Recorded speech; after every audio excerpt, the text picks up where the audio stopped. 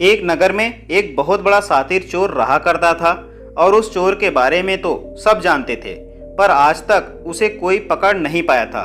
उस चोर ने अपना पूरा जीवन चोरी करने में लगा दिया था। उसके पूरे नगर में और उसके आसपास के इलाकों में भी कोई उसके बराबरी का चोर नहीं था। दोस्तों, उस चोर का एक बेटा भी था जिसे वह अपनी तरह एक सातिर चोर बनाना चाहता था। वह सातिर चोर अपने बेटे को हमेशा एक ही बात सिखाता था कि बेटा, कभी भी किसी साधु सन्यासी का उपदेश मत सुनना। अगर कोई तुमसे कुछ कहने भी लगे तो अपने कान बंद कर लेना और वहां से भाग जाना। उस चोर का बेटा उसके इस बात को बचपन से ही सुनता आ रहा था, जिसके कारण उसके मन में यह बात बैठ गई थी। क्योंकि उस लड़के का पूरा ध्यान चोरी करने पर ही था, इसलिए वह भी अपने पिता की तरह एक सातिर चोर बन जाता है। साथियों, हमारा ध्यान जिस भी चीज पर ज्यादा होता है, हम उस चीज में माहिर हो जाते हैं। एक दिन वह चोर सोचता है कि छोटी मोटी चोरियां तो बहुत कर ली, क्यों ना आज राजा के महल में ही डाका डालूं। राजा के महल में चोरी करने के उद्देश्य से वह चोर महल की ओर चल पड़ता है। रास्ते में उसे कुछ लोगों की भीड़ नजर आती है। वह उस भीड़ को देखकर रुकता है और यह देखता है कि वे लोग क्या कर रहे हैं। जब वो चोर भीड़ के करीब जाता है तो वह देखता है कि सभी लोग एक एक करके एक सन्यासी के चरणों में गिरकर उनका आशीर्वाद ले रहे हैं। वह सन्यासी कोई और नहीं बल्कि भगवान गौतम बुद्ध थे। वह चोर बुद्ध को देखकर उनकी तरफ आकर्षित हो जाता है, क्योंकि उसने भी पहली बार इतने तेजस्वी व्यक्ति को देखा था। अचानक उसे अपने पिता की बात याद आ जाती है कि साधु सन्यासियों से दूर रहना चाहिए। एक बार को वह सोचता है कि वह वहां से चला जाए, लेकिन फिर उसके मन में एक प्रश्न उठता है कि पिताजी ऐसा क्यों कहते थे। इस प्रश्न का उत्तर जानने के लिए वो चोर सभी लोगों के साथ बैठ जाता है और गौतम बुद्ध का उपदेश सुनने लग जाता है।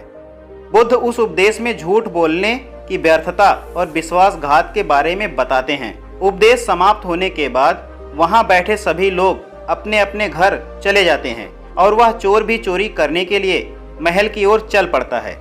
रास्ते में चलते हुए चोर अपने मन में सोचता है कि क्यों ना आज उपदेश में कही हुई बातों को मानकर ही देख लिया जाए। उसके बाद वह चोर महल की दीवार पर से कूदकर जाने की बजाय महल के द्वार से ही अंदर प्रवेश करने लग जाता है। ऐसा करते देख महल का द्वारपाल उसे रोकता है और उससे पूछता है कि कौन हो भाई और कहाँ जा रहे हो। वह चोर द्वारपाल से कहता है कि मैं एक चोर हूँ और अंदर चोरी करने के लिए जा रहा हूँ। उस चोर की बात सुन द्वारपाल सोचता है कि महल का एक कोई नौकर होगा और मुझसे मजाक कर रहा है। वैसे भी कोई चोर अपने आप को कभी भी चोर नहीं बताता है और वो द्वारपाल उस चोर को महल के अंदर जाने के लिए प्रवेश करने देता है। महल में प्रवेश करने के बाद वह चोर उस तिजोरी तक पहुंच जाता है जहां पर खजाना रखा हुआ था। वह चोर उस तिजोरी को तोड़कर बहुत सारा धन अपनी पोटली में भर लेता है और जैसे ही धन लेकर वह चोर वहां से जाने लगता है तो उसे रसोई नजर आती है। महल के सभी लोग सो रहे थे, इसलिए रसोई में उस समय कोई भी नहीं था और उस चोर को बहुत जोर से भूख भी लगी हुई थी। इसलिए वह चोर रसोई में जाता है और पेट भर के खाना खाता है। भोजन करने के बाद वह चोर वहां से जाने लगता है। तभी अचानक उसे बुद्ध की दूसरी बात याद आ जाती है कि जिसका हमने नमक खाया है, हमें कभी भी उसके साथ विश्वासघात नहीं करना चाहिए। वह चोर मन ही मन सोचता है कि मैंने इन राजमहल वालों का नमक खाया हुआ है और अगर मैं इनके धन को चोरी करके ले जाऊंगा तो यह विश्वासघात होगा। इसलिए वह चोर उस धन को रसोई में ही छोड़कर जाने लग जाता है। ऐसा करते हुए उसे महल का एक व्यक्ति देखता है और वो शोर मचा देता है कि महल में चोर घुस गया हुआ है। राजा के सिपाही उस चोर को पकड़ लेते हैं और उसे राजा के पास ले जाते हैं और उसके बाद राजा उस चोर से पूछता है कि जब तुमने धन को चुरा ही लिया था तो तुम उसे छोड़कर क्यों चले जा रहे थे।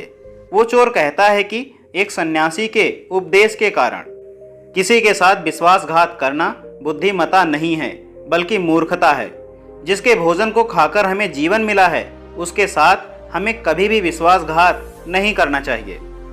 उस व्यक्ति की बात सुन राजा प्रभावित हो जाता है और उस चोर से कहता है कि यदि तुम ऐसे उपदेश बचपन से ही सुनते आते तो तुम कभी भी चोर बने ही ना होते। जाओ, मैं तुम्हें छोड़ता हूँ, लेकिन एक बात को हमेशा याद रखना कि सही संगत और सही उपदेश ही व्यक्ति का जीवन बदल देते हैं। दोस्तों, इस कहानी का उद्देश्य आपको सिर्फ यह सिखाना नहीं है कि आप किसी के साथ विश्वासघात ना करें या झूठ ना बोलें, बल्कि ये कहानी आपको सिखाना चाहती है कि आप बुरे तब तक ही हैं जब तक कि आप सही उपदेश सुनना और सही संगत करना शुरू नहीं कर देते। जो कल आपने गलत संगत कर ली थी, वही आज आपके दुखों का कारण है। दोस्तों, यह कहानी आपको कैसी लगी और आपको इस कहानी से क्या क्या सीखने को मिला, कमेंट बॉक्स में अपनी राय हमें ज़रूर दें। और जानकारी पसंद आई हो तो ज़्यादा से ज़्यादा इस वीडियो को शेयर ज़रूर करें। Thank you.